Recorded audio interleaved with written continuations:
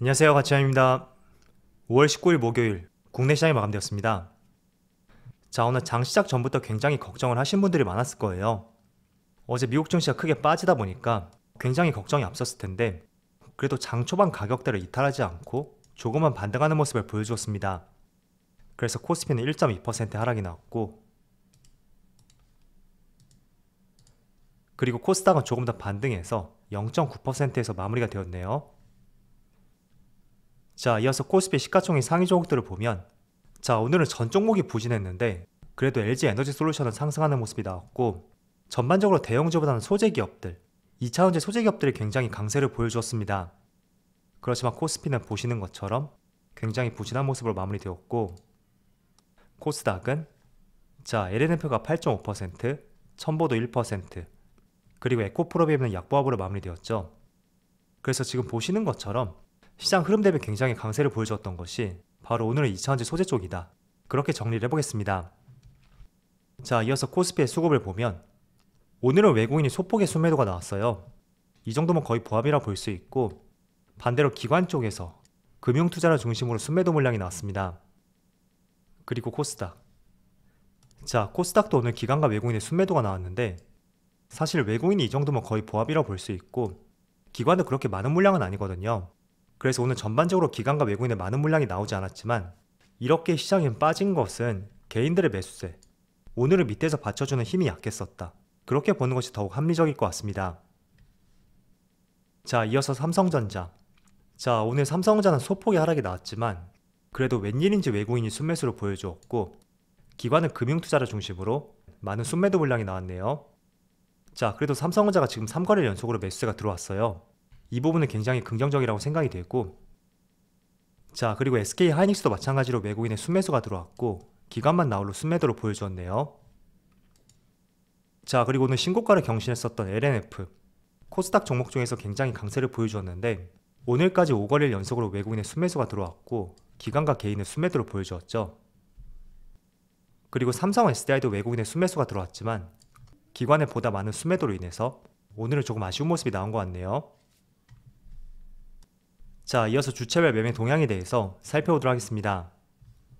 5월 19일 외국인이 가장 많이 매수한 종목은 후성, LNF, KTNG, 나노신소재, LG 에너지 솔루션, 이렇게 다 종목을 수매수 상위종 올렸습니다. 그리고 기관은 LG 에너지 솔루션, 일진 머티리얼즈, 포스코 케미칼, SKC, 대주전자재료, 이렇게 다 종목을 수매수 상위종 올렸습니다. 기관의 특이점을 보면 지금 상위 종목 5개 모두 2차전지 관련주죠. 자, 이어서 해외 증시를 살펴볼게요. 우선 오늘은 정말 하고 싶은 말이 많은데 일단은 간단하게 어제 미국 증시부터 살펴보고 계속해서 말씀을 드려볼게요. 자, 어제 S&P 500에 4%의 급락이 나왔고 이번 주에 다소 반등이 나오고 있었죠. 그런데 다시 한번 상승폭을 거의 반납할 정도의 큰 음봉이 나왔고, 그리고 나스닥은 무려 4.7%, 이 정도면 폭락이라고 볼 수 있어요. 그리고 S&P 500과 마찬가지로 비슷한 흐름이 나왔습니다. 그리고 다우지수. 자, 다우지수도 3.5% 급락이 나왔고, 물론 하락률만 봤을 때는 조금 낮다고 볼 수 있지만 그래도 S&P 500이나 나스닥에 비해서 더 크게 빠진 것 같죠. 자, 그리고 다른 아시아 증시를 한번 보면 일본 니케이가 1.9% 급락이 나오고 있고 대만은 2%, 그리고 상해 지수는 보합을 보여주고 있습니다. 자, 물론 시각의 차이에 따라서 오늘 코스피의 흐름이 나름대로 선방을 했다, 그렇게 보시는 분들도 계실 거고 정말로 이게 하락장의 초입인가?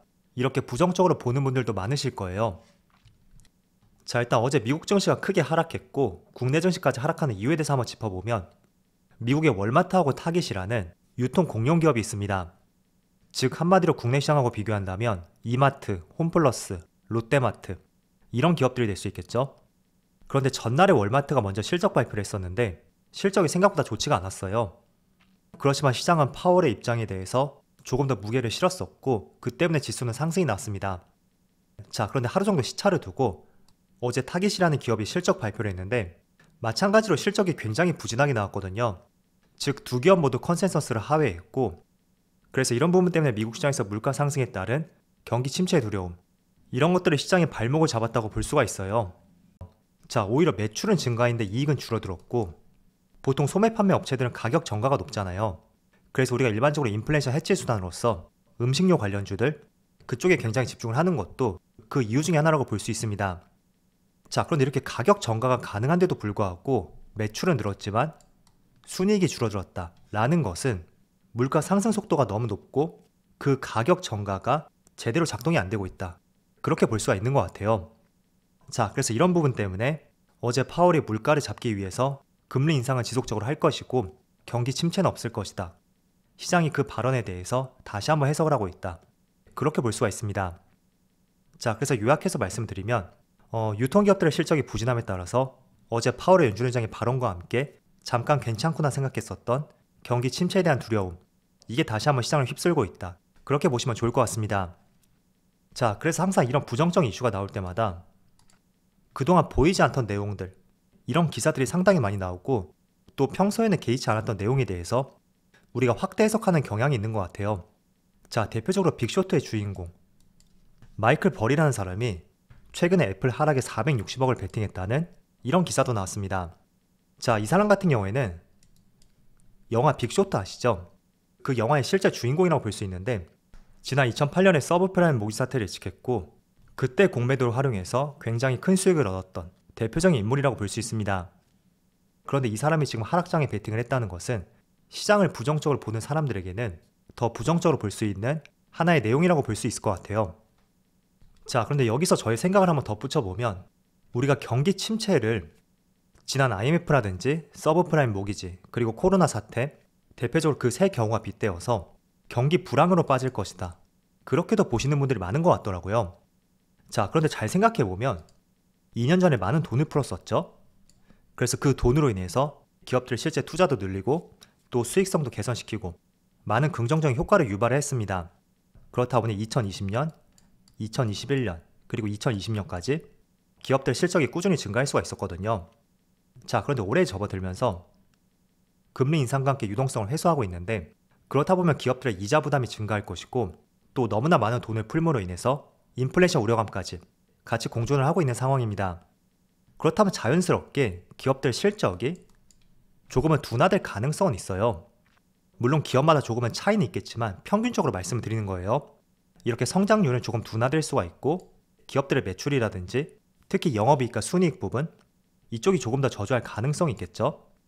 그렇지만 이런 부분은 조금은 단순하게 어쩌면 당연한 논리로서 볼 수 있고 그렇다고 해서 이게 지난 2020년 초반처럼 급격하게 꺾일 것이다, 그렇게 볼 수 있는 것은 아니거든요. 그래서 최근에도 보면 경기 침체에 대한 우려감이 있음에도 불구하고 실적이 좋은 기업들이 있죠. 지금 실적도 좋고 앞으로의 실적이 더 좋아질 수 있는 기업들, 그런 기업들 주가는 더욱더 상승하는 모습을 보여주고 있습니다. 대표적으로 후성 같은 경우에도 며칠 전에 어닝 서프라이즈가 나왔고, 자, 월봉 차트예요. 오늘 장중한테 14%의 상승과 함께 이렇게 경기 침체에 대한 우려감이 시장을 누르고 있는 상황에서 이렇게 신고가를 경신을 했습니다. 그리고 대표적으로 PCB 기판 관련주들, 대덕전자, 심텍, 이런 기업들도 연일 신고가를 보여주고 있고 또 LNF 같은 경우에도, 자, LNF도 오늘 보면 일봉으로 볼게요. 1분기에 굉장히 양호한 실적이 나왔고 또 오늘 LG에너지솔루션하고 양극재 약 7조 원에 해당되는 물량 관련 협약서를 체결했다, 이런 기사가 나왔고 오늘 이렇게 시장이 좋지 못한데도 불구하고 다시 한번 신고가를 경신했습니다. 자, 그래서 제가 드리고 싶은 말씀은 당연히 금리 인상이 있고 2년 전에 풀었던 많은 유동성으로 인해서 그에 따른 부작용인 인플레이션, 이런 것들이 시장에 많은 부담을 주고 있습니다. 때문에 평균적으로 기업들의 영업이익 조금은 줄어들 가능성도 있지만 지난 IMF라든지 서브프라임 모기지 그리고 2년 전 코로나 사태, 그때처럼 기업들의 이익이 크게 꺾일 수 있는 하나의 재료가 될 수 있는지 저는 그렇지 않다고 생각이 되거든요.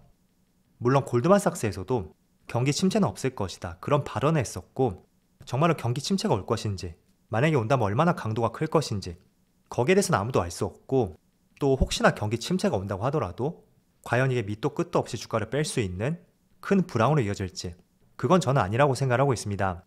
그리고 또 한 가지 말씀을 들어보면 97년 IMF하고 그리고 2008년 글로벌 금융위기, 20년 코로나까지 이 세 가지는 경제 위기를 촉발했었던 3대 이슈였죠. 자, 그런데 잘 생각해보면 물론 약간의 시그널을 읽을 수 있었을 거예요. 약간의 특이한 점들을 인지를 하신 분들도 계셨겠죠.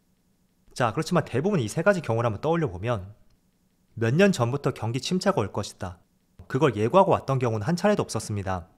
즉 그동안의 큰 경기 침체로 연결이 되었던 3대 이슈를 짚어보면 우리가 정말 예상치도 못했던 상황에서 어떤 하나의 사건이 트리거가 되어서 큰 경기 불황으로 연결이 되었고, 그런 경우를 제외한다면 미리 경기 침체를 알림으로써 이게 97년 IMF, 08년 글로벌 금융위기, 20년 코로나, 이때처럼 금융위기로 연결이 되었던 것은 단 한 차례도 없었습니다.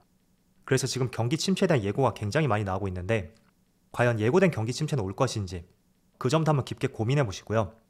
설령 경기 침체가 온다고 하더라도 기업들의 매출과 영업이익, 그게 정말 밑도 끝도 없이 꺾일 것인지 그 부분도 한번 필히 같이 고민해 보신다면 조금은 기준을 세우시는데 도움이 될 수 있을 거예요. 대표적으로 제가 말씀드렸었죠. 후성이나 LNF, 그리고 패키지 기판 쪽, 이런 기업들은 지금 경기 침체 상황이 오던 말던 신고가를 경신하고 있거든요. 그래서 정말로 올지도 모르겠고 어느 정도가 될지는 모르겠지만 경기 침체 상황이 온다고 하더라도 계속해서 실적을 증대시킬 수 있는 기업이라면 차분하게 시장을 한번 바라보자고 말씀드리겠습니다.